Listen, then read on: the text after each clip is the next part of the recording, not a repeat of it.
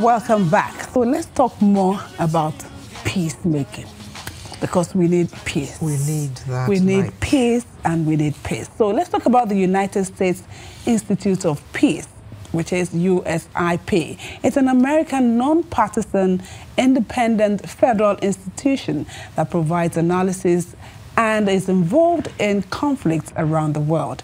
The institute, founded 35 years ago, was always out to work with partners in preventing violent conflicts.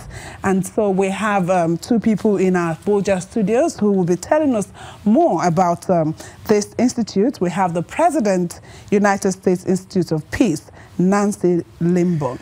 Thank you so much for joining us this morning. And the Senior Program Officer, Africa Program USIP, Onubogu. Thank you both for joining us this morning. Good to be here. Thank you.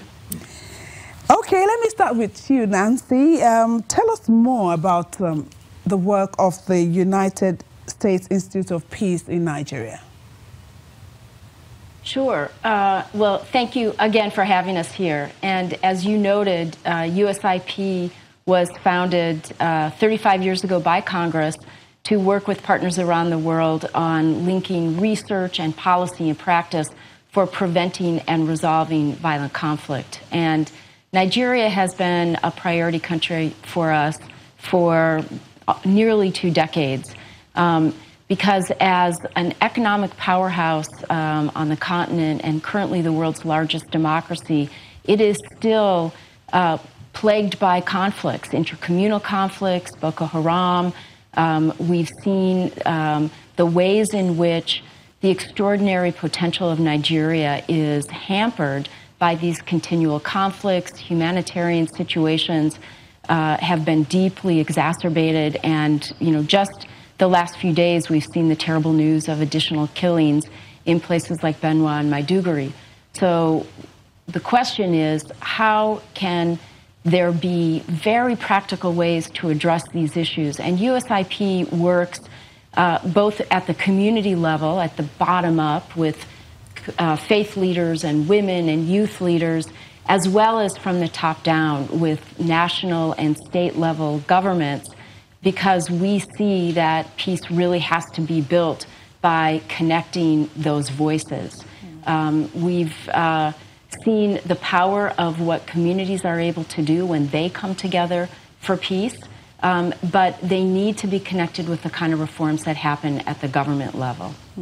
So, okay, how much impact would you say USIP has had in Nigeria, for instance, in terms of, violent conflict resolution and prevention? Okay, thank you very much for that question, and thank you for having us on here this morning. So USIP in Nigeria, we focus our work in Nigeria on 3 areas. The first area of our work is really on trying to promote inclusion, and we do this by trying to bridge divides between policymakers and citizens, trying to identify voices that can help amplify the voices of people, to connect them to the policymakers, to ensure policymakers are actually implementing programs and activities that directly impact the lives of citizens. We also work at the community level, as Nancy mentioned, trying to bring communities together and locals together to first identify their problems and find ways to resolve them together. One clear example of this is the Justice, Security and Dialogue Initiative that USIP conducts in Jos North Plateau State.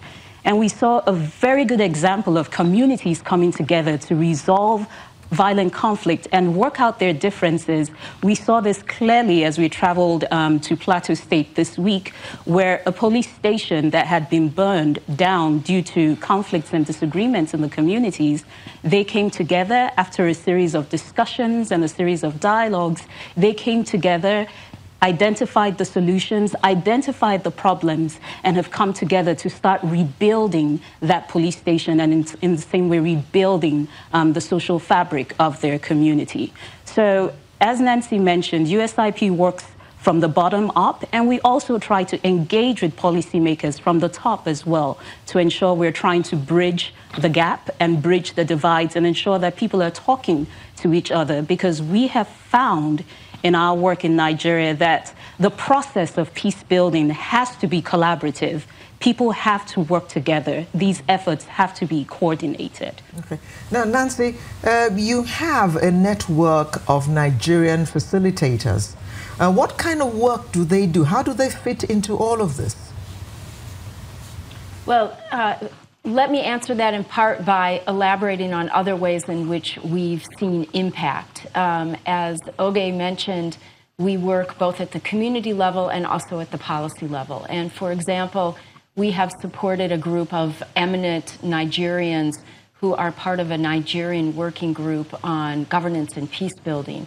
And they have the ability to amplify the voices at the community level. One of the things they've just recently done is to prepare a memo on some very specific recommendations for addressing the herder-farmer conflict, which we are seeing affecting so many states throughout the country. That memo was provided to the government, and as a result, the Minister of Interior invited them to submit that memo to the ECOWAS ministerial meeting that just concluded yesterday. And when we met with ECOWAS yesterday, we understand that that memo directly informed some of the recommendations that are coming out in the final paper. So this is a way to really move forward specific concrete proposals that connect voices and solutions from the community level up to the state, to the national, and even to the regional level, because many of the issues that affect Nigeria spill beyond its borders, as we see with the Lake Chad issues and many of the transhumance concerns with the herders.